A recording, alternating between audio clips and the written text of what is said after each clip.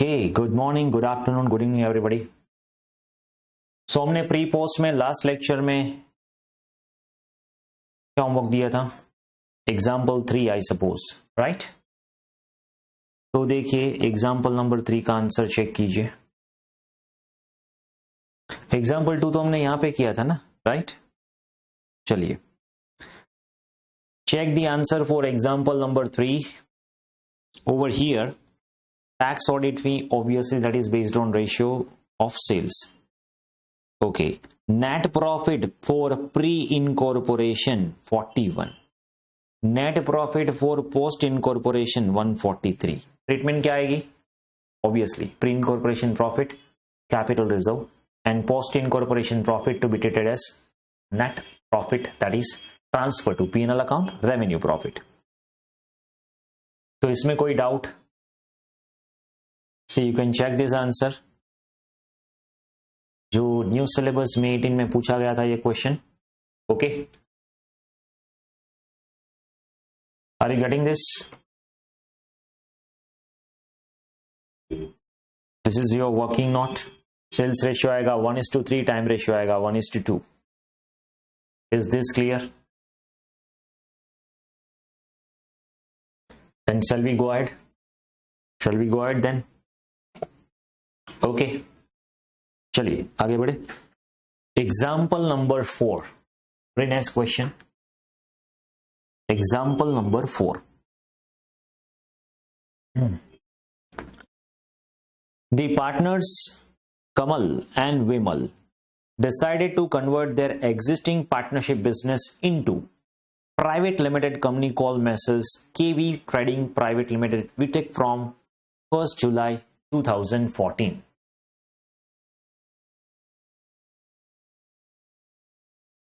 Okay, now see over here 1st July 14. The same books were continued by the company which closed its books from first terms on 31st March 15. So हमें 31st March 15, that is 14-15 financial year given, to cover convert कब हुए company में? 1/7 से. Okay, by the way यहां पे आपको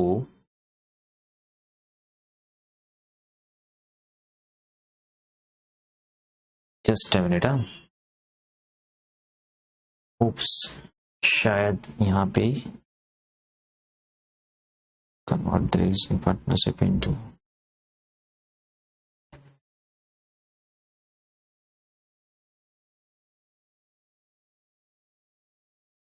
okay. In this question, to cover date is not given. Actually, to cover date is given, but it was missing somewhere. It's 1/4/14, and that incorporation date is 1st of July 2014. Okay. यहां पे question में एक date add कर देना. Question is silent about the same, that is missing. Actually that is a mistake, it should be given over here. To cover on 1st April 14. Okay चलिए, तो यहां पे हमें टाइम रेशियो मिल जाएगा. यस, पहले एक बार ठीक से अच्छे से हम पूरा सम पढ़ लेंगे. ओके चलिए, सेल्स और interest on investment is given. Less cost of goods sold 102, advertisement, sales commission, COGS, sales में से COGS माइनस कीजिए, GP को सेल्स रेशियो में डिवाइड कीजिए, एडवर्टाइजमेंट सेल्स कमीशन वो भी सेल्स रेशियो में डिवाइड होगा, सैलरी. तो नॉर्मली यहाँ पे टाइम सेल्स रेशियो आएगा, बट यहाँ पे एडजस्टमेंट भी दिए गए, तो हम एडजस्टमेंट को वो रिस्पेक्टिव एक्सपेंस के सामने ही पॉइंट करके लिख देंगे. Okay, sales commission, salary, MD. अभी देखिए ये मैनेजिंग डायरेक्टर कब होगा? कंपनी होगी तो मैनेजिंग डायरेक्टर होगा ना. कंपनी इनकॉर्पोरेट कब हो रही है? 1st जुलाई को. तो 1st जुलाई के पहले मैनेजिंग डायरेक्टर भी नहीं होगा, डायरेक्टर भी नहीं होगा, डायरेक्टर की सैलरी भी नहीं होगी, एमडी की सैलरी भी नहीं होगी. तो वो सब आएगा 1st जुलाई के बाद. तो हमने पहले भी देखा है कंपनी रिलेटेड जो भी एक्सपेंस आएंगे, कंपनी प्योर कंपनी, ओके, तो वो तो एक्सपेंस इनकॉर्पोरेशन, कंपनी का जब इनकॉर्पोरेशन हो जाए उसके बाद का पोस्ट का ही हम पोस्ट में ही अलोकेट करेंगे। तो यहां पे आएगा purely post. Interest on debenture, अभी डिबेंचर कब होते हैं, डिबेंचर कौन इश्यू करता है, कंपनी, तो यहां पे भी पोस्ट आएगा। फिर rent, bad debt, underwriting commission, ये जो अंडरराइटिंग कमीशन है वो भी प्रिलिमिनरी एक्सपेंस और वो आएगा post. Audit fees, loss on sale of investments and depreciation, okay. अभी एक बार हम एडजस्टमेंट भी देख लेते हैं। Average monthly sales double from 1 July 14, GP ratio was constant, तो यहां पे है एडजस्टमेंट नंबर 1, तो एडजस्टमेंट भी हम नोट डाउन करके रख देते हैं, ठीक है। और जीपी रेशियो कांस्टेंट है, मतलब जीपी जितना है, जो भी रेशियोज आएगा जीपी का, ओके, वो कांस्टेंट रहेगा पूरा साल। ऑल इन्वेस्टमेंट सोल्ड ऑन 31 मई, अभी देखिए यहां पे जो loss on sale of investments है उसका एडजस्टमेंट नंबर 2 दिया है, loss on sale of investment. अगर हम इन्वेस्टमेंट, आप एक बार सोचिए, अगर मैं 31 मई को इन्वेस्टमेंट सेल कर देता हूं, तो पहले तो देखिए 31 मई 14 कब आएगा, तो 31 May will fall in pre, 31 May will fall in pre, right. तो ये जो लॉस होगा वो प्योरली प्री होगा, और ये जो इन्वेस्टमेंट है उसका जो भी इंटरेस्ट होगा, क्योंकि एक बार आप इन्वेस्टमेंट सेल कर दे, ठीक है, फिर बाद में तो उसका इंटरेस्ट आएगा नहीं, तो ये जो इन्वेस्टमेंट है, इंटरेस्ट ऑन इन्वेस्टमेंट, वो भी प्योरली प्री होगा। समझ में आ रहा है कैसे हम, जब अभी क्या करना है ये तो मैं आपको एक्सप्लेन करके कर रहा हूं, इसलिए थोड़ा टाइम लग रहा है, बट एग्जाम में जैसे ही ऐसा लेंथी क्वेश्चन आए तो आपको रीड करके टाइम ही सब एडजस्टमेंट यहाँ पे साथ में माइंड में फिट कर लेने हैं, फिर जब आप सम सॉल्व करोगे तो अच्छे से आ जाएगा। Average monthly salary doubled, okay, salary adjustment number 3। Next, company occupied additional space from first, तो जो रेंट है, रेंट उसका एडजस्टमेंट नंबर 4 है, for which rent of 20,000 per month was incurred. Bad debt recovered amounting to 50,000 for sale made in 2012 which has been deducted from bad debt mentioned above, okay, mentioned above, yes, यहाँ पे bad debt है उसमें कुछ adjustment दिया है, मैं आपको करवाऊंगा, डोंट वरी। और जो एडजस्टमेंट नंबर 6 है, ऑडिट फीस कंपनी के लिए है, जो मैंने आपको पहले भी बताया कि ऑडिट फीस है वो दो तरह की ऑडिट फीस होती है, एक तो होती है कंपनी ऑडिट, तो जब भी आपको कंपनी ऑडिट फीस देंगे, कंपनी ऑडिट फीस, तो हम क्या करेंगे, उसको कैसे डिवाइड करेंगे। अगर वो कंपनी ऑडिट है तो प्योरली कंपनी के लिए ऑडिट कर रहे हैं, हाँ ठीक है, तो पोस्ट आएगा। अगर वो टैक्स ऑडिट है, समझना, अगर वो टैक्स ऑडिट है तो फिर tax audit is based on turnover, तो सेल्स रेशियो के ऊपर आएगा। अगर वो इंटरनल ऑडिट फीस है, ये तो नहीं देंगे, डोंट वरी, बट फिर भी मैं अपने हिसाब से दे रहा हूं। अगर वो इंटरनल ऑडिट होगी तो वो तो मंथली बेसिस पे होगी, मतलब टाइम रेशियो। तो अभी हमें क्या करना है, prepare statement for pre post incorporation and calculate profit on loss and how the treatment to be dealt with. वो तो सभी में हम ट्रीटमेंट क्या देंगे वही पूछेंगे। चलिए अभी यहां पे थोड़ी बहुत हमें वर्किंग करनी पड़ेगी। सी, एक बात ध्यान रखना कि जो भी हम सम सॉल्व करेंगे ना, that should be, I always use to say, जब आप प्रिपेयर कर रहे हो ना, तब आपकी प्रिपरेशन ही ऐसी होनी चाहिए कि आप जो क्वेश्चन सॉल्व कर रहे हो वो पहले से ही, अगर आप रफ बुक में भी कर रहे हो, आप ये क्लास वर्क के क्वेश्चन सॉल्व कर रहे हो या फिर होमवर्क के क्वेश्चन सॉल्व कर रहे हो, पहले से ही आप ये ध्यान रखिए कि working note will form part of your answer. ठीक से, अच्छे से हम ये सम के जो आंसर कैलकुलेट करेंगे उसकी सारी वर्किंग नोट्स ठीक से प्रॉपर फॉर्मेट में कैलकुलेट करेंगे, स्टेटमेंट भी प्रॉपर फॉर्मेट में, क्योंकि आप जो भी यहां पे क्लास में या फिर आपकी नोटबुक में करोगे वही आप रिफ्लेक्ट करने वाले हो एग्जाम में। कई बार ऐसा होता है, स्टूडेंट बोलते हैं, और मैंने वो सुना भी है, ठीक है, वो बोलते हैं कि भाई अभी ठीक है, रफ में तो मैं ऐसे ही कर लूंगा, फिर एग्जाम में हो जाएगा, तो फिर क्या हो जाता है, what ever you do in practice that becomes habit. जो भी आप अभी प्रैक्टिस में कर रहे हो वही आपकी हैबिट हो जाती है। फिर कई बार ऐसा होता है, मैं I always use to say that you draw in a proper journal entry. आप कर रहे हो तो प्रॉपर फॉर्मेट ड्रॉ करके जर्नल एंट्री पास कीजिए, नरेशन लिखना मत भूलिए।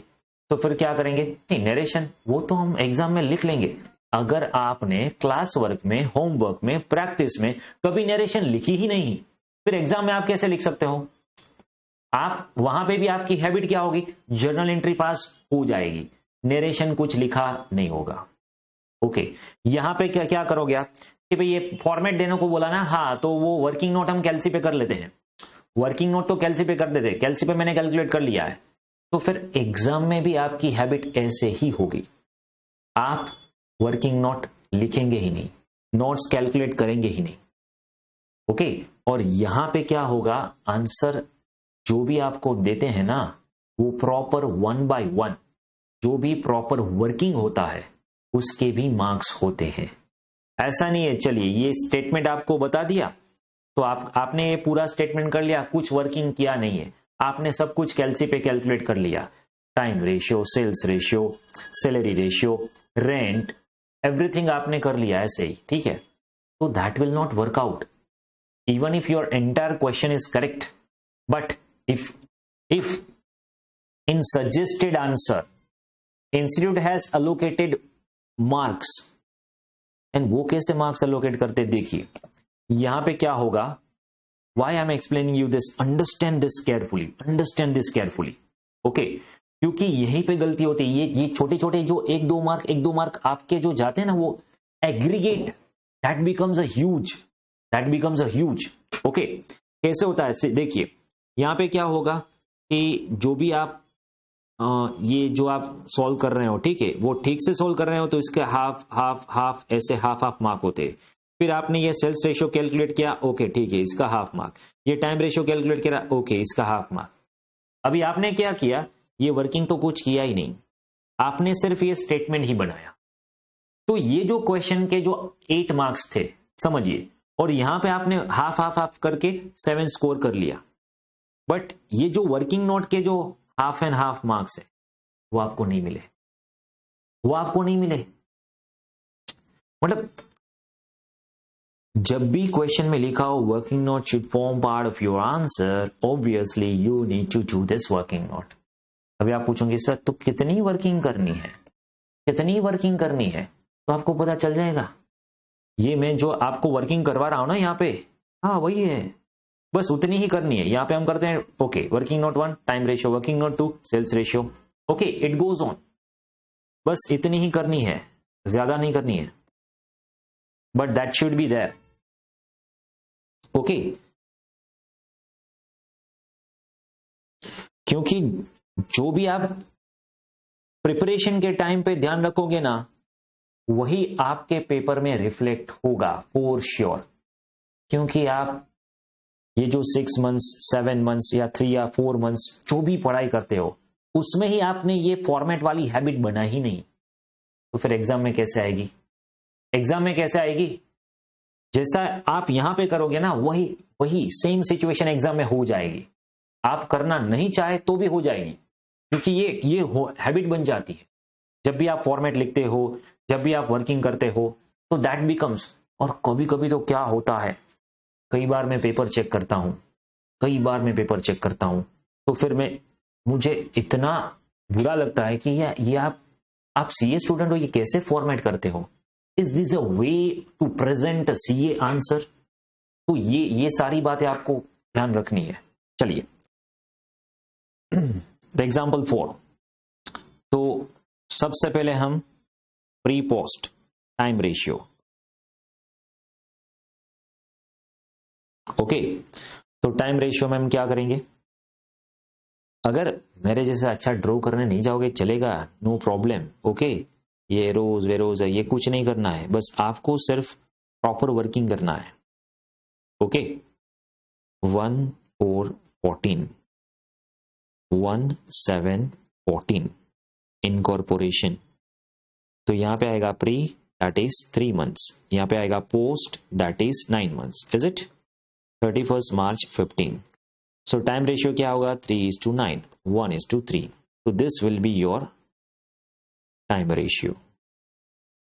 ओके, अभी देखिए सेल्स रेशियो क्या होगा.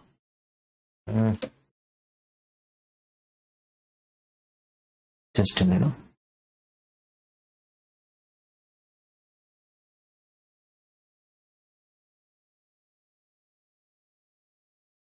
ओके,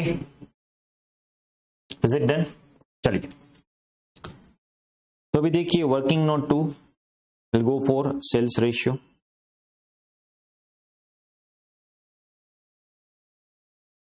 सेल्स रेशियो, अभी देखिए सेल्स में आपको क्या बोला गया है यहां पे?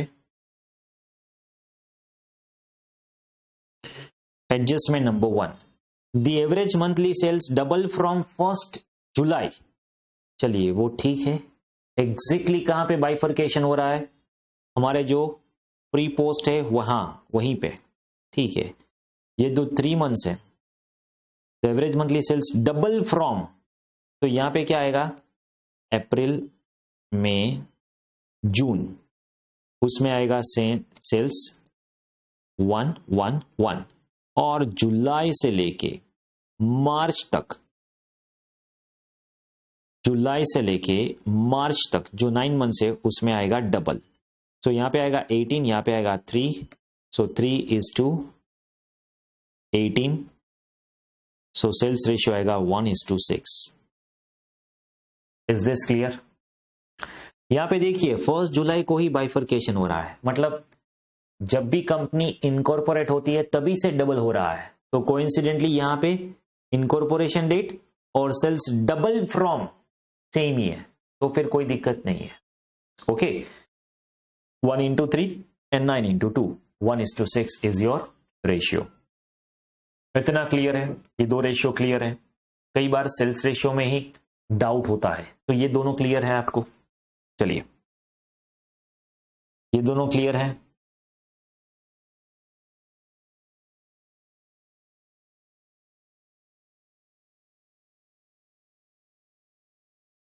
ओके,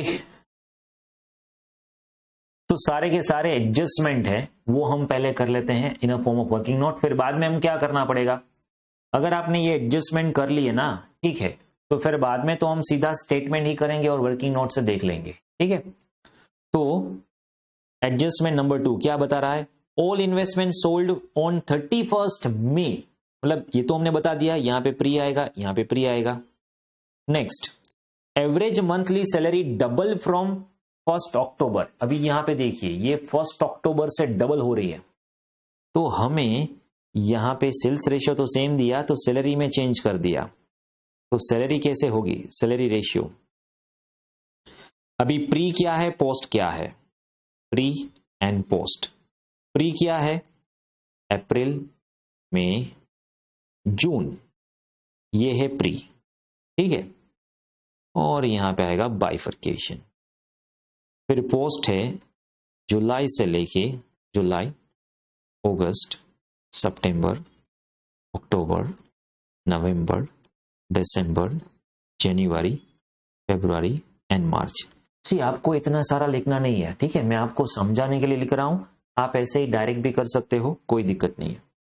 अभी यहां पे क्या बोला गया? देखिए adjustment number 3, average monthly salary double from 1st October. मतलब कि सितंबर तक की जो भी सैलरी थी उससे मंथली सैलरी वो 11111 थी, और अक्टूबर के बाद सैलरी डबल हो गई. अभी देखिए अक्टूबर तक 30th September, ये 1st October बोला ना? हाँ, 1st October बोला. तो फिर सितंबर तक सैलरी 11111 थी और अक्टूबर को हो गई डबल 22222. तो यहां पे अगेन गलती ये मत करना कि चलो ये 6 है वो है प्री. अरे प्री तो प्री ही है, 3 months. ओके, ये जुलाई, अगस्त, सितंबर प्री नहीं हो जाएगा, वो तो पोस्ट ही है. ओके, तो हमें क्या करना है? ये 111 सितंबर तक चल रहा है, ठीक है, उसके बाद अक्टूबर से सैलरी होती है डबल। तो हमें क्या करना है, प्री का क्या आया 3, पोस्ट का क्या आया 3 प्लस 2 2 2 2 2 2 ओके 6 2 12। तो यहां पे आएगा 3:15 मतलब 1:5। तो सैलरी का रेशियो आ जाएगा 1:5। समझ में आया? गलती यहां पे ही होती है, तो ये आपको ध्यान रखना है। इसका क्या डबल है, कब से डबल है, कब से ट्रिपल है, क्या रेशियो है, और वो प्री पोस्ट के बीच में आता है या फिर कोई अलग ही पीरियड आता है, बस इतना ध्यान रखना है। तो ऐसे ही हो जाएगा सेल्स रेशियो और सैलरी रेशियो। ओके ठीक है, next, is this clear? Is this clear?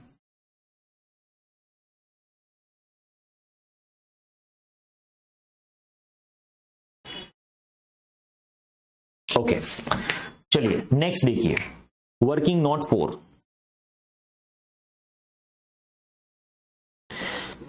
The company occupied additional space from first. Okay rent देखिए, रेंट कितना था, रेंट टोटल था 5। अभी देखिए टोटल रेंट है, टोटल रेंट है 5,50,000। ठीक है, अभी यहां पे हमें बाइफरकेट क्या करना है। इन्होंने क्या बोला एडजस्टमेंट नंबर 4 में, क्या बोला, company occupied additional space on 1 जुलाई। 1 जुलाई क्या है, 1 जुलाई कहां पे फॉल होती है, प्री में या पोस्ट में, प्री में या पोस्ट में? हाँ 1 जुलाई को कंपनी आ गई ना अभी, तो वो पोस्ट में। 1 जुलाई के बाद हमने नई स्पेस रेंट पे ले ली, ठीक है। तो ये जो 20,000 पर मंथ है 1 जुलाई से लेके, वो प्री में आएगा या पोस्ट में आएगा, या फिर हम डिवाइड करेंगे टाइम रेशियो में। ये जो 20,000 अ मंथ है जो 1 जुलाई से है ऑनवर्ड्स, कितना आएगा और कहां पे आएगा, पोस्ट प्री या आप डिवाइड करेंगे,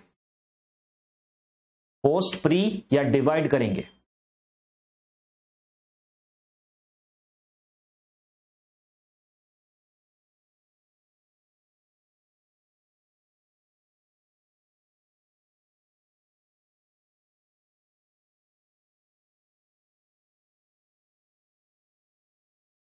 पोस्ट ऑब्वियसली, राइट, क्योंकि ये जो एडिशनल स्पेस है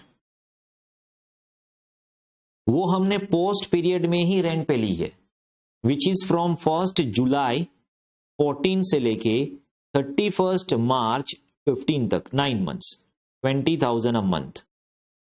तो ये जो 1,80,000 है वो तो प्योरली ओनली पोस्ट पीरियड में आएगी, ओनली पोस्ट। चलो ये तो हो गया 180 जो होगा ओनली पोस्ट। 550 में से 180 माइनस कर दीजिए, ओके तो क्या आएगा 370। अभी ये मुझे बताइए 370 क्या होगा, 370 क्या होगा, 370 क्या होगा?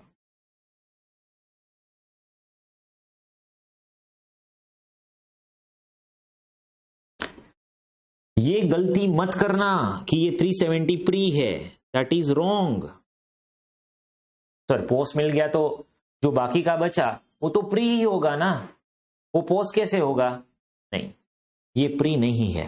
क्यों प्री नहीं है, समझिए। पहले हमारे पास इतनी स्पेस थी, इतनी इतनी, ओके अभी मेरा ड्राइंग अच्छा नहीं है, ठीक है चला लेना। तो ये स्पेस है वो पहले से ही हमारे पास थी 1 अप्रैल 14 से लेके। अभी हमने कंपनी एस्टैब्लिश कर ली तो हमने एक्स्ट्रा स्पेस ले ली, एक्स्ट्रा स्पेस, ओके वो कब से ले ली हमने, 1 जुलाई 14 को। तो ये जो एक्स्ट्रा स्पेस है वो उसका जो रेंट है वो पोस्ट ओनली होगा, इसमें मैं आपसे सहमत हूं, इसमें मैं आपसे सहमत हूं, ठीक है चलिए वो तो पोस्ट ही होगा। बट ये जो स्पेस है ऐसा तो नहीं है ना कि चलो इतनी स्पेस है वो अप्रैल में जून में रेंट भर दिया और फिर बाकी की जो स्पेस है उसका रेंट हमने क्या दिया। एडिशनल का मतलब क्या है कि इतनी ज्यादा स्पेस ली, मतलब ये जो स्पेस है उसका तो रेंट कंटिन्यू ही है, मतलब ये जो रेंट है 370 का, वो तो हमने पूरा साल 1414 से लेके 31 मार्च 15 तक का रेंट पे किया है। समझ में आ रहा है? तो ये सिर्फ प्री कैसे होगा? सिर्फ प्री कैसे होगा? जो एक्स्ट्रा स्पेस है जो सिर्फ पोस्ट के पीरियड में ही हमने लिया है।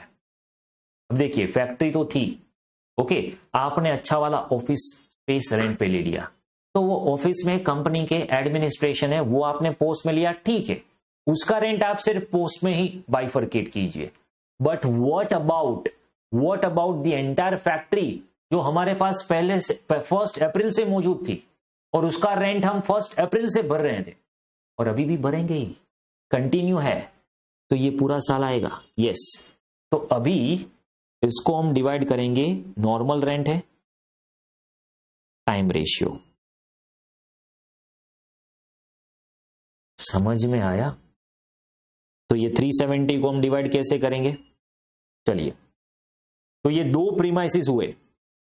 एक जो प्रीमाइसिस हमने हमारा 1 जो था दैट इज 370, ओके, और जो हमारा दूसरा प्रीमाइसिस था जो एडिशनल स्पेस लिया दैट इज 180। तो इसको हम कैसे डिवाइड करेंगे? Pre and post. तो ये तो 180 पोस्ट में ही आएगा, बट ये 370 कैसे आएगा? Time ratio. समझ में आ गया? अभी टाइम रेशियो क्या है हमारा? 1:3। तो इसको 1:3 में डिवाइड कीजिए। चलिए, तो हमारी जो टोटल रेंट है 550, वो कैसे अलोकेट होगा? वो प्री पोस्ट में कैसे अलोकेट होगा देख लीजिए। वो प्री पोस्ट में कैसे अलोकेट होगा देख लीजिए। Only post.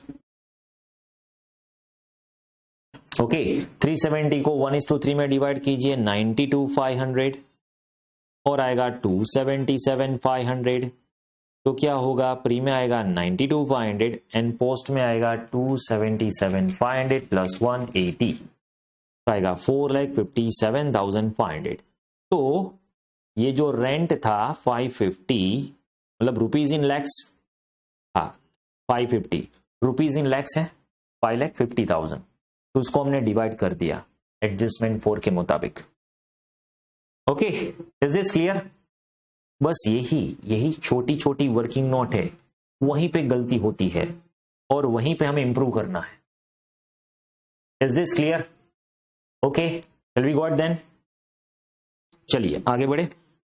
अभी ये जो एडजस्टमेंट है बहुत अच्छा वाला है। हाँ, bad debt recovered amounting to 50,000 for sale made in 12, मतलब 2-3 साल पहले हमने वो बैड डेट सेल किया था, उसका बैड डेट हुआ था और उसकी रिकवरी हुई।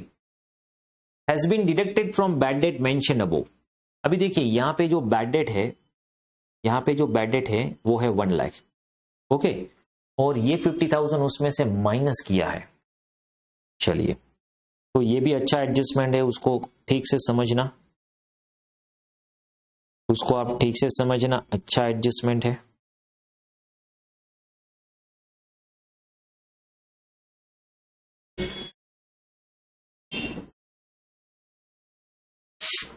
पहले तो आप ये बताइए, ये जो बैड डेट है, बैड डेट और बैड डेट रिकवर्ड है, उसकी नॉर्मल एंट्री कैसे होती है?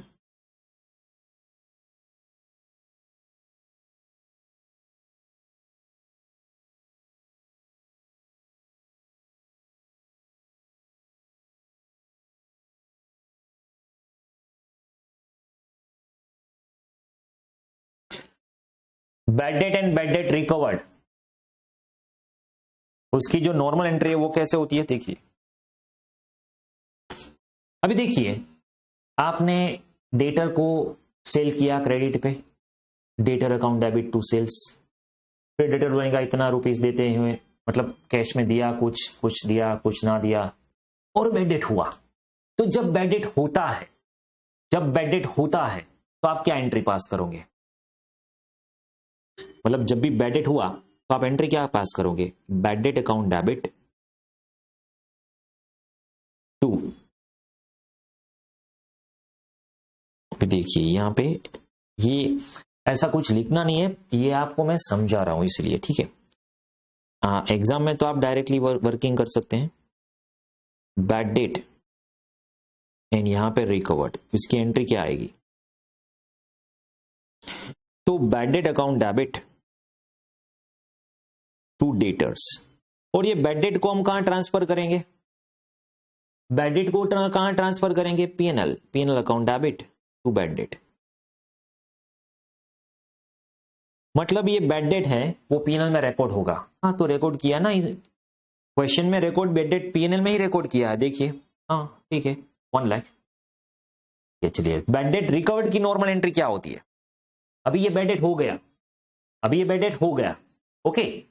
और फिर वो डेटर को ऐसे ही बुरा लगता है कि नहीं ये बैड डेट हो गया, चलिए वो आपको सामने से आके पे कर देते कि भैया मैंने बैड डेट किया था तो ये लो मेरा amount.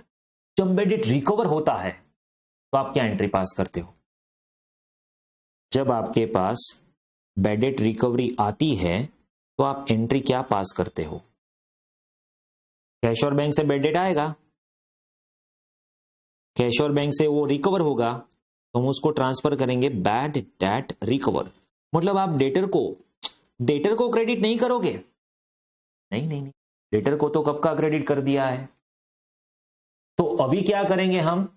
Cash debit to bad debt recovered, yes, okay, bad debt recovered amount, correct entry, okay. फिर ये बैड डेट रिकवर्ड को हम कहां ट्रांसफर करेंगे? बैड डेट रिकवर्ड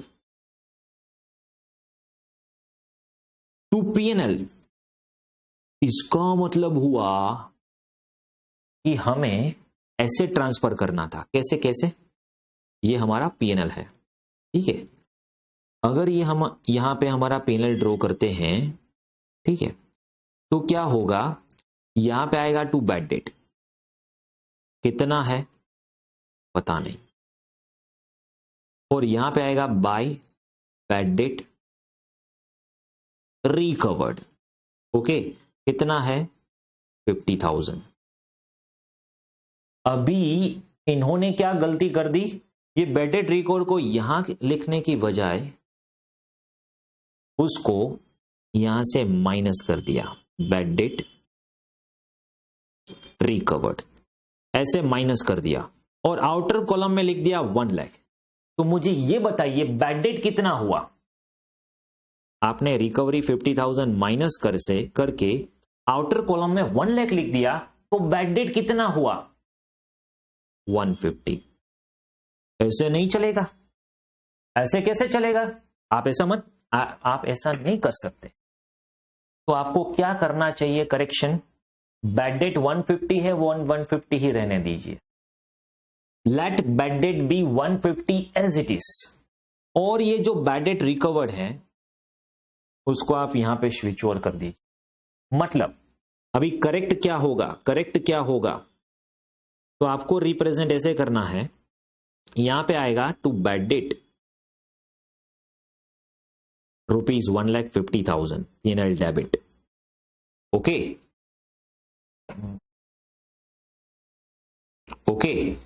और इनकम साइड आ जाएगा बैड डेट रिकवर्ड,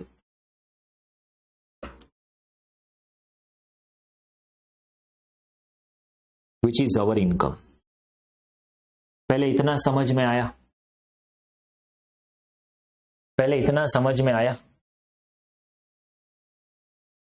अभी क्या होगा? ये जो बैड डेट होता है, मतलब ये हमने जो गलती की ना, यहां पे 1 नहीं लिखना है, ये रॉन्ग है, यहां पे 150 लिखना है और इनकम साइड लिखना है 50,000, ओके। अभी ये जो बैड डेट है उसका रेशियो क्या है? तो 150 है, वो डिवाइड होगा सेल्स रेशियो में। बैड डेट 150 है, वो डिवाइड होगा सेल्स रेशियो में, डिस्ट्रीब्यूट होगा सेल्स रेशियो में। और ये जो बैड डेट रिकवर्ड है, वो बैड डेट कब हुआ था? वो तो 2012 का बैड डेट था, हाँ, प्री का बैड डेट था, और रिकवर हुआ है। तो हम क्या करेंगे? उसको उसको हम प्री की रेवेन्यू बोल देंगे, प्री ओनली, क्योंकि 2012 में बैड डेट हुआ था, वो अभी रिकवर हो रहा है, तो वो प्री की इनकम है, पोस्ट में कुछ नहीं होगा। और यहां पे ये जो बैड डेट है वो इस साल के सेल्स में से बैड डेट हुआ है, तो उसको हम सेल्स रेशियो में डिवाइड करेंगे। Is this clear? लॉजिकली जो इतना सारा कुछ लिखना नहीं है, आपको सिर्फ डिवाइड करके ये दो ही लिखना है, ठीक है। ये तो मैंने आपको समझाने के लिए ये सब बाइफर्केशन एंट्रीज वगैरह सब कुछ किया था, ओके, क्योंकि आपको ठीक से समझ में आ जाए। चलिए, हो गया यहां पे, आगे बढ़े। Audit fee pertaining to company, ठीक है, वो तो हमने पोस्ट लिख दिया है, कंपनी है, कंपनी है, कंपनी है, तो फिर पोस्ट ओनली, पोस्ट ओनली। चलिए अभी हम हमारा स्टेटमेंट पे आते हैं, प्री पोस्ट में डिवाइड कीजिए, प्री पोस्ट में डिवाइड कीजिए, ठीक है। चलिए डिवाइड करते हैं हम, will divide it in pre versus post, okay.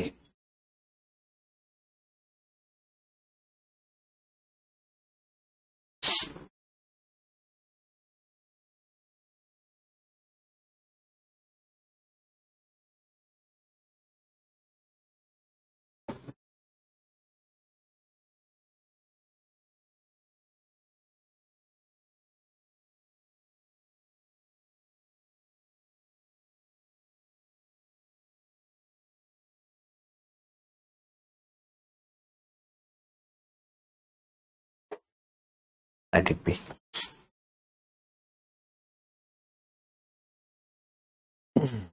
चलिए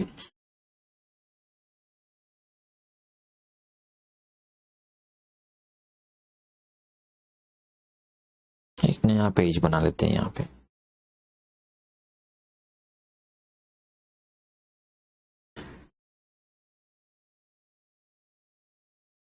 Statement showing calculation of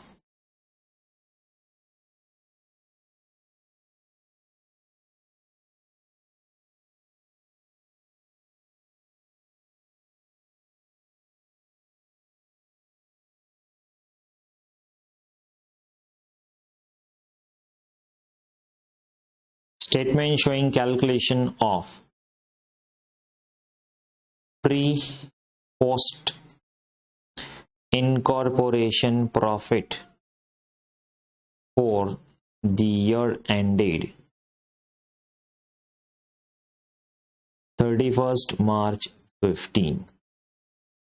okay, चलिए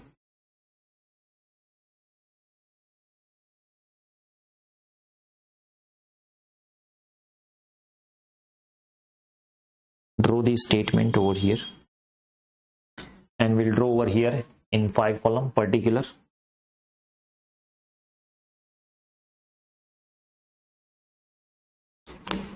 Total amount, phases and then pre-post, okay.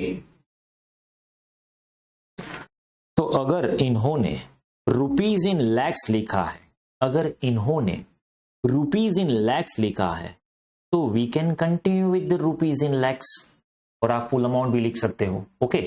But इन्होंने ही प्रेजेंट किया है रुपीज इन लैक्स से, तो हम ऐसे ही कंटिन्यू करते हैं रुपीज इन लैक्स से। तो यहां पे आ जाएगा रुपीज इन लैक्स, ओके। चलिए particulars, total amount, okay. Ratio आ जाएगा यहाँ पे pre incorporation profit, pre incorporation and then post incorporation. चलिए वन बाय वन कंसीडर करते हैं हम यहाँ पे। सेल्स 240, तो सेल्स का हमारा रेशियो क्या है?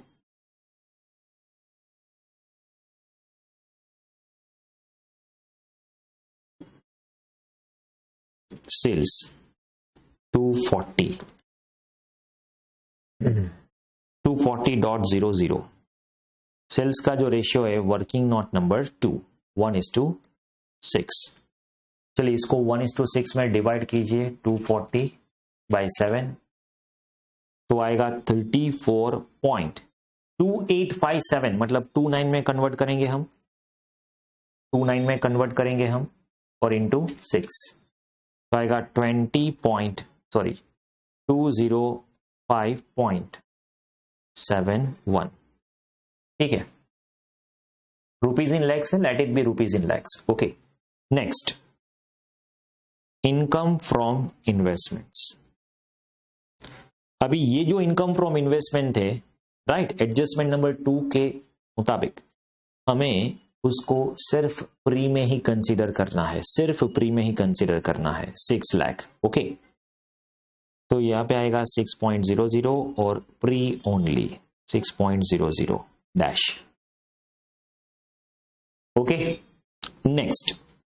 नेक्स्ट में हम इनकम में क्या कंसीडर करेंगे, अब यहां पे हमने जो वर्किंग किया ना हो बैड डेट रिकवर्ड, यस, तो अभी हमने क्या बाइफर्केशन किया, करेक्ट, बैड डेट रिकवर्ड को बैड डेट में से माइनस नहीं करना है, bad debt recovered to be shown separately और bad debt to be shown separately, क्योंकि बैड डेट है वो खर्च है, वो एक्सपेंस है, और जो बैड डेट रिकवर्ड है वो हमारी इनकम है, तो उसको हम पीएनएल में क्रेडिट करेंगे। ठीक है, तो ये 50,000 है जो प्री ओनली है, 50,000 है वो प्री ओनली है, तो 50,000, बट यहां पे तो हमने रुपीज इन लैक्स लिखा है, ठीक है, तो 0.5 कर दीजिए।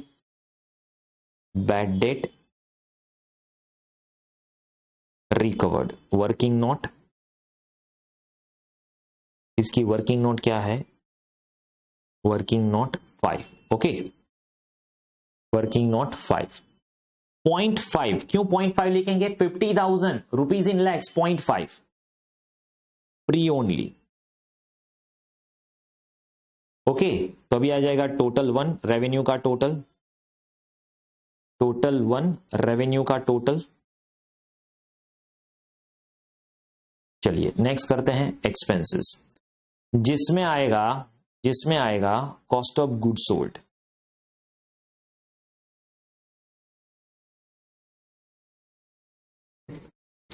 तो ये जो कॉस्ट ऑफ गुड्स सोल्ड आएगा ये तो सेल्स रेशियो में आएगा, ठीक है, 102 उसको डिवाइड कीजिए सेल्स रेशियो 1:6, 102 by 7 इंटू 14.5714, तो उसको 57 रखते हैं into 6, 87.43 is this clear. Next ऐसे ही हमें पूरा करना है, एडवर्टाइजमेंट सेल्स कमीशन वो भी सेल्स रेशियो में ही आएगा। ओके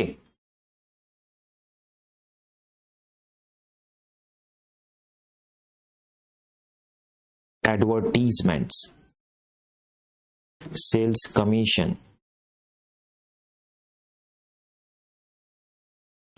एडवर्टीजमेंट है 3, 6, तो ये भी सेल्स रेशियो, ये भी sales ratio.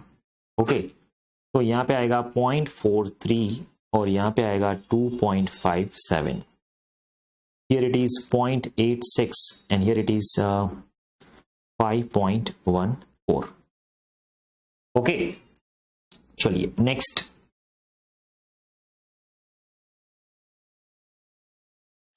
Salary working note 3 18 lakh, salary में रेफरेंस आएगा वर्किंग नोट 3 18 लाख, और वर्किंग नोट 3 है उसमें हमें रेशियो क्या दिया है, कैलकुलेट किया था यहाँ पे सैलरी रेशियो 1:5, यस, तो उसको हम 1:5 में प्रेजेंट करेंगे 1:5। चलिए डिवाइड कीजिए 18 by 6 that is 3 into 5 that is 15। Okay चलिए जो हो जाए उसको टिक करते जाते हैं हम। सैलरी अभी होगा मैनेजिंग डायरेक्टर और interest on directors, interest on debentures, managing director remuneration तो वो तो प्योरली पोस्ट होगा, इंटरेस्ट ऑन डिबेंचर वो भी प्योरली पोस्ट होगा। ओके तो एमडीज रेम्यूनरेशन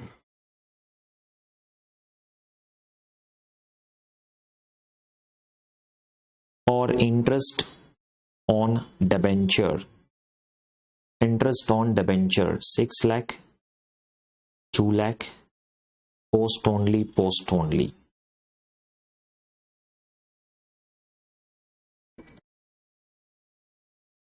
ओके, चलिए नेक्स्ट, रेंट। तो हमने एडजस्टमेंट नंबर 4, वो तो हमने एडजस्टमेंट सारे के सारे कर ही लिए। रेंट है 550, तो रेंट 5,50,000 है, वो हमने कुछ कैलकुलेट किया वर्किंग नोट 4, यस, तो उसको हम रेफरेंस देते थे वर्किंग नोट 4 92,500, यहां पे रेफरेंस देते थे working note 4 92,500 rupees in lakhs है ना, हाँ, तो 0.925 राउंड ऑफ करो 0.93, ओके, राउंड ऑफ कर लेते हैं 0.93 और 4.57, ओके, और you can keep as it is also, तो फिर फुल फिगर लगना पड़ेगा। बैड डेट, अभी बैड डेट में देखना, bad debt working note 5,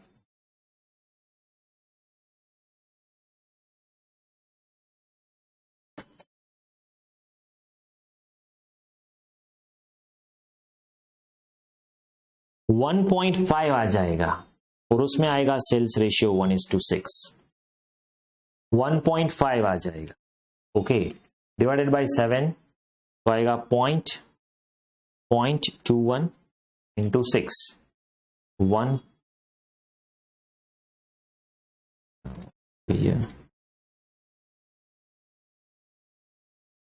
just minute,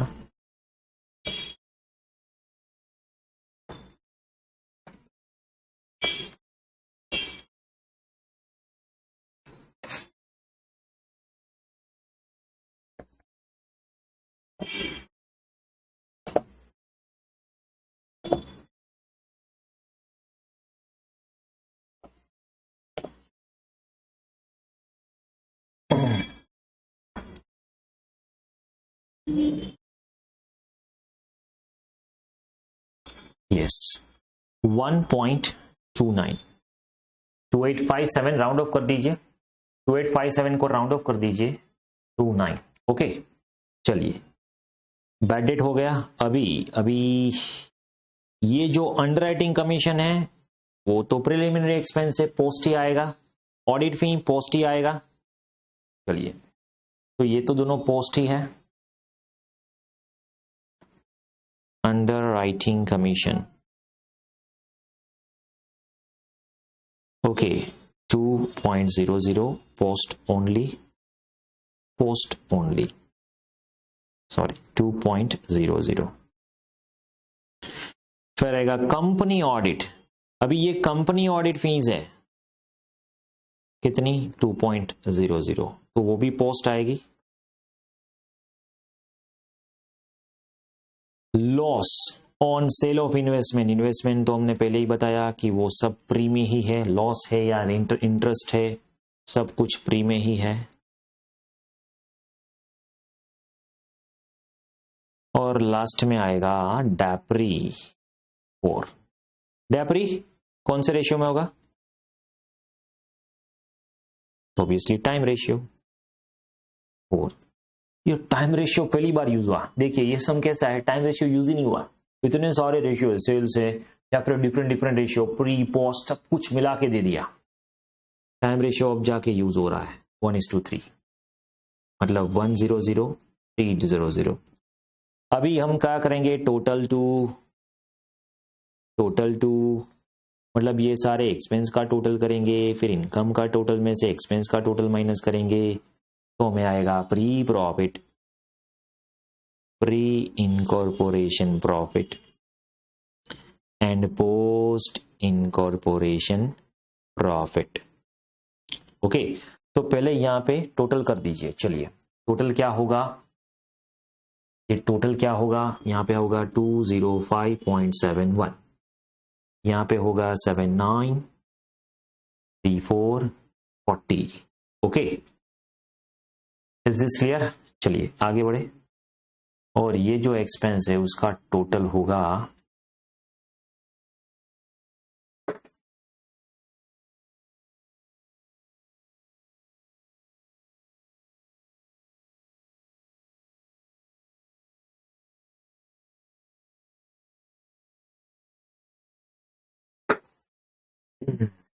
22.00,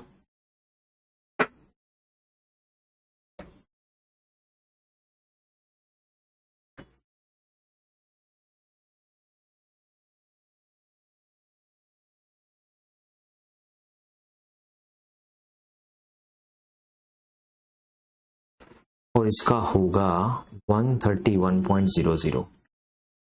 अभी हम प्रॉफिट फाइंड करेंगे, प्री इनकॉर्पोरेशन प्रॉफिट क्या होगा, प्री प्रॉफिट पोस्ट प्रॉफिट 40.79 में से 22 माइनस कीजिए, आएगा 18.79। This is your pre incorporation profit. और 205.1 में से 131 माइनस करोगे तो आएगा 74.71 पोस्ट इनकॉर्पोरेशन प्रॉफिट। अब इसका क्या हुआ, तो this is considered as capital reserve and this is revenue profit. Okay, revenue profit कहां होगा, ट्रांसफर होगा पीएनएल अकाउंट, मतलब that is a revenue profit. PNL account की जो बैलेंस है रिजर्व की उसमें ऐड हो जाएगा, ये कैपिटल रिजर्व की जो बैलेंस है उसमें ऐड हो जाएगा। Is that clear? ये मैंने बीच में ही फुल फ्लेज सम क्यों ले लिया, क्योंकि हमने लास्ट लेक्चर में हमने सारे बेसिक और छोटू सम देखे थे, छोटे छोटे सम्स। ओके, अभी यहां पे मैंने काफी सारे एडजस्टमेंट को मिला के, ये जो मई 15 में सम पूछा था जो बहुत सारे एडजस्टमेंट को लेके आया था वो आपको दे दिया। ओके, तो इतना बल्क में सम आपको तभी आएगा 10 या 15 मार्क्स में पूछेंगे, या फिर 10-15, बस इससे ज्यादा नहीं होगा। Okay, is this clear? चलिए टाइम देता हूं, आप नोट डाउन कर लीजिए शांति से।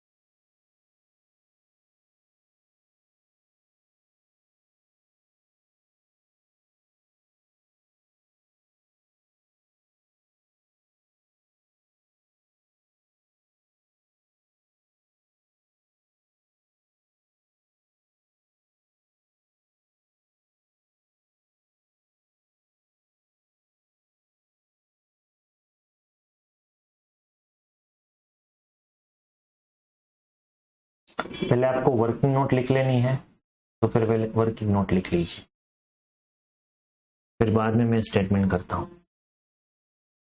ओके, पूरा सम हो गया, ठीक है।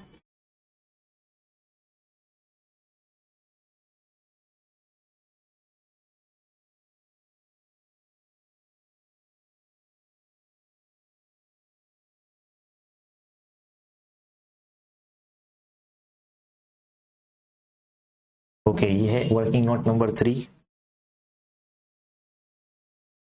Then after, note down working note number 4. Okay, so recorded student can go ahead and pause and record this entire question.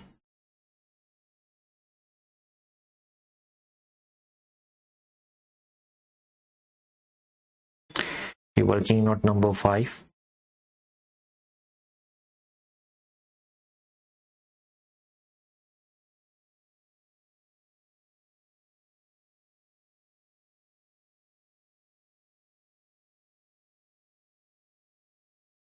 And this is your statement.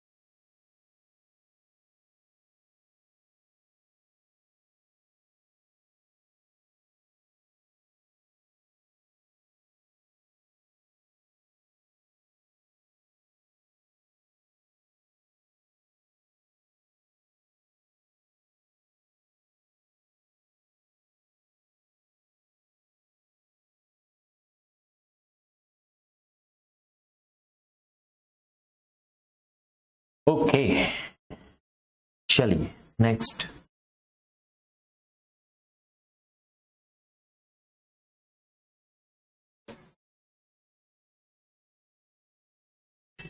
Example 5 देखिए अभी आगे। Inder and Vishnu working in a partnership registered joint stock company under the name Fellow Travelers on 31st May to take over the business. See, name register कर दिया company का, मतलब company incorporate हो गई कब? 31 May 12 इनकॉर्पोरेशन हो गई। It was agreed that they would take over the assets of firm for a sum of 3 lakh from January 1, 2012. 1st January 2012. That is a takeover date. Okay. 1st January. And that until the amount was discharged, they would pay interest at the rate of 6%. अभी देखिए यहां पे आता है PC. PC मतलब purchase consideration. आप company हो, आपने पार्टनरशिप फर्म को टेक ओवर किया है, उसकी सारी जो एसेट्स, सारी जो लायबिलिटीज है वो आपने टेक ओवर किया है, तो आपको पे करना पड़ेगा ना। तो वो पीसी कितना डिसाइड हुआ है? ₹3 लाख। वो आपको 1 जनवरी को पे करना था। अगर आप 1 जनवरी को 3 लाख पे नहीं करते हैं तो जब पे करोगे तब तक का 6% पर एनम इंटरेस्ट चार्ज होगा। तो यहां पे इंटरेस्ट ऑन परचेज कंसिडरेशन भी आ सकता है। Yes, the amount was paid. अभी ये इंपॉर्टेंट है, अमाउंट पेड कब हुई? 1 जनवरी को पे करनी थी, बट हमने पे किया 30 जून को। तो यहां पे जो इंटरेस्ट होगा ना 3 लाख का, उसको हमें प्री पोस्ट में डिवाइड कैसे करना है? ये जो फर्स्ट 5 मंथ्स थे उसमें प्री, और जो जून का मंथ है उसमें पोस्ट। ये जो इंटरेस्ट है, कौन सा इंटरेस्ट? परचेस कंसिडरेशन का। ओके, अभी यहां पे ये जो एडजस्टमेंट है बहुत अच्छा एडजस्टमेंट है। देखिए, ये आपको 30 जून आपने पीसी पे किया। To discharge PC, company issued 20,000 equity shares of 10 each premium 1। Okay, तो वो तो कंपनी ने शेयर इश्यू किया, ठीक है। और allotted 7% debenture of face value 150 to vendor at par. तो भी ये जो डिबेंचर है उसका जो इंटरेस्ट है वो प्योरली कब आएगा? पोस्ट। ओके, वो तो पोस्ट में ही आएगा ना, क्योंकि डिबेंचर इश्यू किसने किया? कंपनी ने। और वो भी कब किया? इनकॉर्पोरेशन के बाद। Summarise balance sheet, summarise profit and loss of 31 December is given. तो हमें 31 दिसंबर तक ही कैलकुलेट करना है।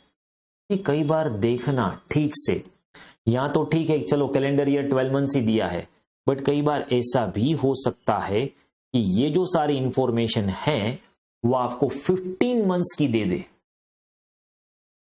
ओके, तो आपको ध्यान रखना है। यहां तो सिर्फ 12 मंथ्स की है, ठीक है, कोई इश्यू नहीं है। चलिए यहां पे जो sales, purchase, freight, GP, salary and wages, debenture interest, depreciation, interest on purchase consideration up to. अभी देखिए यहां पे क्या होगा, ये 9000 आपको दे ही दिया है। अगर ये 9000 नहीं दिया होगा तो भी हमें कैलकुलेट करना आना चाहिए। कैसे? ये जो 3 लाख है उसका 6%, ओके, कितना हुआ 18,000, और वो 6 मंथ्स के लिए है, कितना होगा 9,000, वैसे ही कैलकुलेट हो जाएगा। सेलिंग डायरेक्टर फीस, अभी देखिए यहां पे जो डिबेंचर इंटरेस्ट है वो प्योरली पोस्ट आएगा, डायरेक्टर फी भी purely post, preliminary expenses purely post, और ये जो प्रोविजन फॉर टैक्स है वो हम प्री पोस्ट में डिस्ट्रीब्यूट नहीं करेंगे। ओके, तो उसका क्या एडजस्टमेंट होगा, ये डिविडेंड का एडजस्टमेंट क्या होगा वो बाद में देख लेंगे। Okay, prepare statement apportioning expenses and calculate profit and loss for the post incorporation and pre incorporation period and show this figure as would appear in balance sheet। अभी बैलेंस शीट में ये कौन कौन से फिगर आएंगे वो भी हमें प्रेजेंट करने हैं, ठीक है।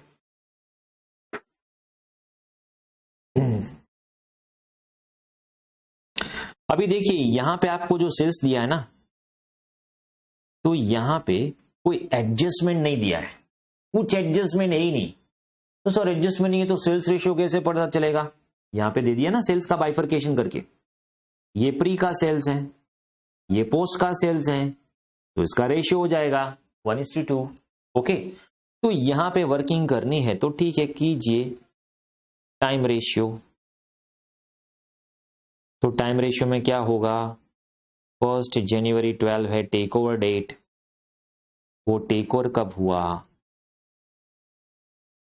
और इनकॉर्पोरेट कब हुआ, इनकॉर्पोरेट कब हुआ 31 मई 12, मतलब 5 मंथ्स प्री, और पोस्ट में आएगा 7 मंथ्स 31 दिसंबर 12 तक।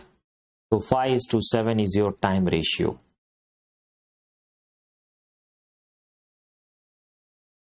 ओके, नेक्स्ट आएगा सेल्स रेशियो। तो सेल्स में तो आपको गिवन है क्या, प्री में सेल्स है 60,000 और पोस्ट में सेल्स है 120, तो ये आ जाएगा 1:2 सेल्स रेशियो, सिंपल। और ये जो इंटरेस्ट है ना, interest on PC, interest on purchase consideration, तो वो कितना है, तो वो है ₹9,000। इसको हम प्री पोस्ट में कैसे डिवाइड करेंगे, तो भाई 1 जनवरी से लेके 31 मई तक pre, that is 5 month, and हमें इंटरेस्ट पीसी कब पे किया, 30 जून को, तो पीसी का जो इंटरेस्ट आएगा वो 30 जून तक का ही होगा। तो जो जून मंथ है वो होगा पोस्ट 1 मंथ, तो इसका रेशियो आएगा 5:1। तो प्री में आएगा, डिवाइड कीजिए, पी में आएगा 9,000 by 6, 1,500 and 7,500। Very simple. Okay, चलिए स्टेटमेंट बना लेते हैं। यहां पे इजी सम था, बहुत ही आसान। चलिए, fellow travellers limited, fellow travellers limited, okay, statement showing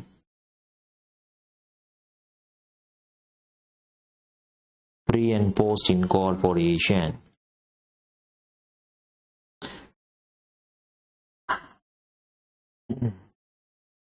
मतलब प्रॉफिट, स्टेटमेंट शोइंग प्रॉफिट और loss into pre post incorporation for the year ended 31 December 12। Okay, format draw करके लगते थे।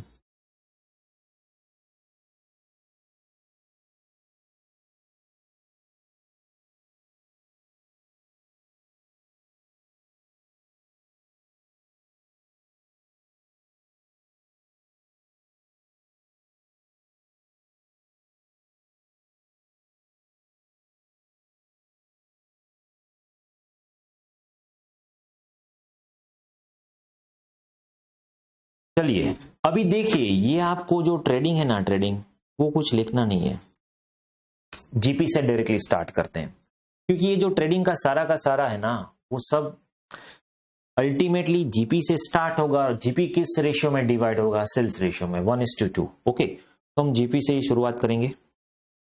ग्रोस प्रॉफिट, टोटल अमाउंट है 60,000, रेशियो है time, that is 1:2, sorry ratio है sales, that is 1:2 sales ratio. तो यह आ जाएगा 20/40।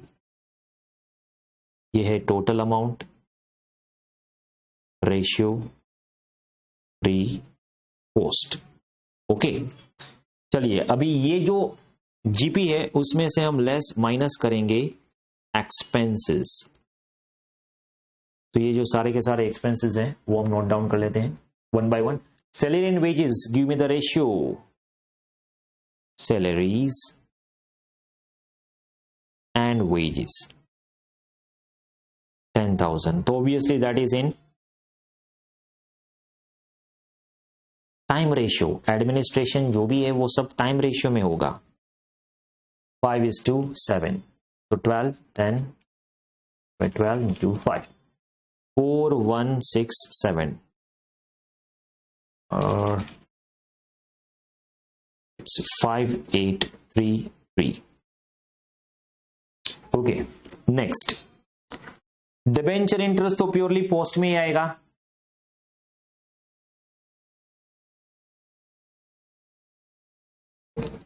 $5250 post only, post only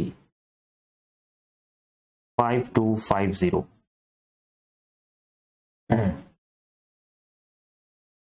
Okay, next depreciation, obviously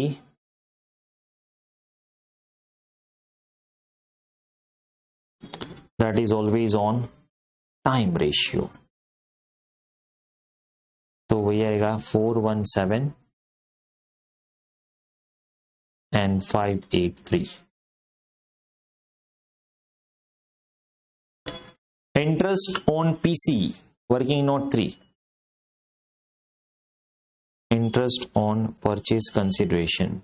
okay, तो उसमें रेशियो आ जाएगा 5:1, working note 3, 9,000, 5:1, 7,500 and 1,500। Okay, next selling commission 9,000।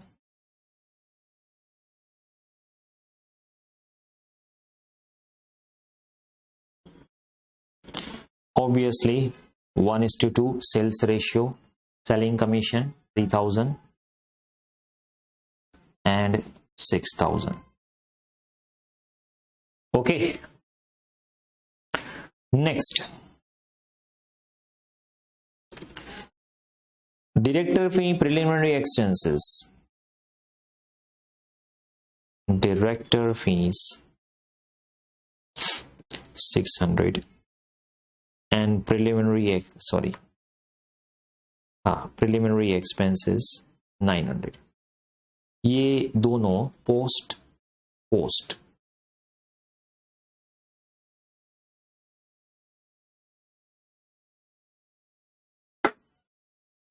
Okay.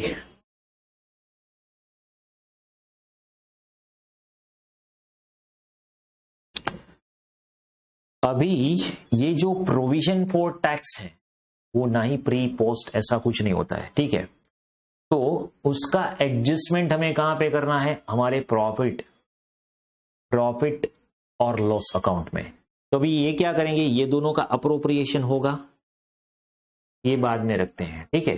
चलिए पहले प्री पोस्ट कर लीजिए। ये एक्सपेंसेस का टोटल करके माइनस कीजिए, ये एक्सपेंसेस का टोटल करके माइनस कीजिए और फाइंड आउट कीजिए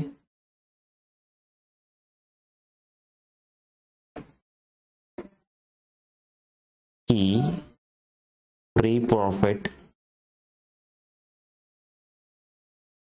एंड पोस्ट प्रॉफिट कितना होगा। प्री इनकॉर्पोरेशन प्रॉफिट कहां पे जाएगा, should be transferred to capital reserve, और post incorporation profit that should be transferred to as a P&L account। चलिए कितना होगा, this is 4916 and this one will be 19334। अभी आप क्या कर सकते हो, ये जो प्रोविजन फॉर टैक्स है ये प्रॉफिट आएगा, ये प्रॉफिट बिफोर टैक्स आएगा, तो प्रोविजन फॉर टैक्स यहां पे एडजस्ट कर सकते हो, प्रपोज डिविडेंड का भी यहां पे आप एडजस्टमेंट कर सकते हो, ठीक है। और तो दिखा दूं कि कैसे इन्होंने एडजस्ट किया है।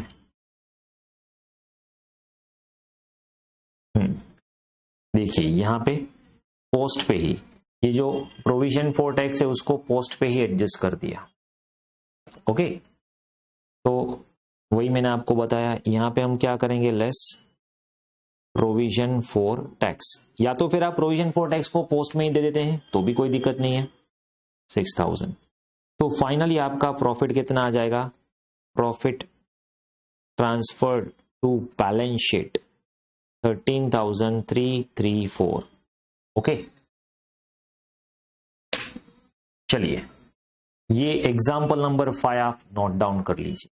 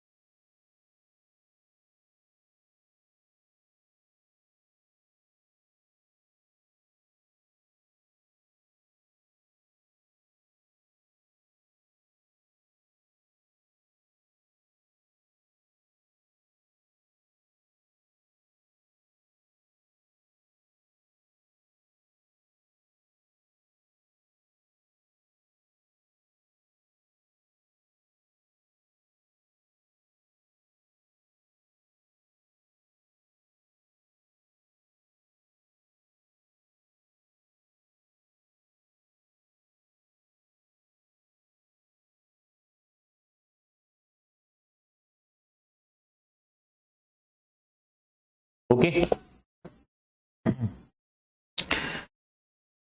और बैलेंस शीट को आप कैसे रिप्रेजेंट करोगे, अभी हमने क्या है बैलेंस शीट का जो फॉर्मेट है वो हम करेंगे बाद में, आपको ये पता चल जाएगा कैसे करना है। तो ये बैलेंस शीट का फॉर्मेट हमने अभी नहीं किया है, जब होगा तो आपको पता चल जाएगा ये कैसे फॉर्मेट होता है। और इस फॉर्मेट के लिए मैंने आपको शेड्यूल 3 का एक लेक्चर है वो दिया है, और बाद में हम फाइनल अकाउंट्स भी करेंगे तो उसमें सब आ जाएगा, so don't worry. Okay, this is I will present the balance sheet.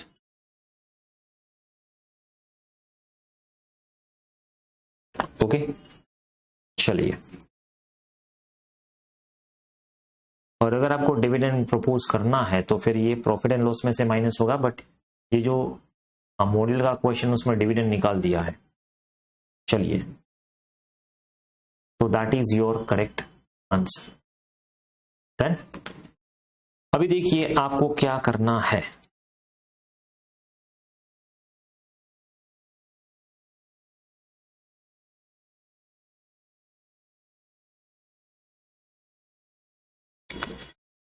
ये जो एग्जाम्पल नंबर, अभी एग्जाम्पल नंबर 9 ओपन कीजिए। एग्जाम्पल नंबर 9, अभी ये देखिए, ये है न्यू सिलेबस नवंबर 19 में आपको क्वेश्चन पूछा था। ओके, और ये देखिए हमने जो वो रुपीज इन लैक्स वाला क्वेश्चन किया ना, वही है, ऐसा ही है। 1 जुलाई 31, तो 1 अप्रैल को टेक ओवर हुआ होगा, ठीक है। Same thing, just figure change कर दिया। फिर भी हमें क्वेश्चन तो करना ही है। होमवर्क में आपको सॉल्व करना है एग्जाम्पल नंबर 9। ओके, और बात आगे बढ़िए। जो जुलाई 21। ओके, अभी ये देखिए, जब भी ये चैप्टर खत्म होगा तो चैप्टर में जो क्लास वर्क पूरा होगा उसके बाद मैंने आपको दिया है प्री पोस्ट इनकॉर्पोरेशन। वैसे सारे के सारे चैप्टर्स का ये होम असाइनमेंट होगा। ये होम असाइनमेंट मैंने इसलिए दिया आपकी एक्स्ट्रा प्रैक्टिस हो सके। ओके, तो होम असाइनमेंट तो आपको घर पे ही करना है, बट फिर भी आपको कुछ डाउट है तो मैं ये सॉल्व करवाऊंगा। तो 1 बाय 1 आपको बताता जाऊंगा आपको होम असाइनमेंट कैसे करना है, ठीक है। तो क्लास वर्क में आपने एग्जाम्पल नंबर 9 करना है, या तो फिर आप ये चैप्टर खत्म करके सारे के सारे होम असाइनमेंट देख लीजिए। ओके, या फिर 1 बाय 1 जो भी लेक्चर में आते जाए आप ऐसे खत्म करते जाते हो तो भी कोई दिक्कत नहीं है। अभी देखिए यहाँ पे एग्जाम्पल नंबर क्वेश्चन नंबर 1 जो है होम असाइनमेंट का, वो आप सोल्व कर सकते हो, यस। क्वेश्चन नंबर 2 भी आप सोल्व कर सकते हो, yes. Question number 3 and question number 4, ये सारे के सारे क्वेश्चन अभी हो सकते हैं, यस। ओके, तो इतने सारे क्वेश्चंस आप आराम से कर सकते हो। ओके, इसका सॉल्यूशन मैं देखता हूं आपको कैसे बताऊंगा। या तो फिर हम ऐसा करेंगे, एक लास्ट लेक्चर में आपको होम असाइनमेंट के सारे सॉल्यूशंस में जो भी डाउट है वो हम कर लेंगे।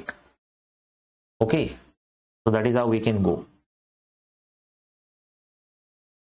बट ये जो क्लास वर्क में मैं आपको एक होमवर्क दूंगा वो तो आपको पर्टिकुलर लेक्चर के दौरान ही करना है, और फिर बाद में नेक्स्ट लेक्चर में मैं उसका सॉल्यूशन प्रोवाइड करूंगा, ठीक है। होम असाइनमेंट का हम देखते हैं 1 बाय 1 लेक्चर में लेंगे या फिर होम असाइनमेंट में, जैसा ठीक लगे आपको, ठीक है। चलिए, तो दैट्स इट फॉर टुडे।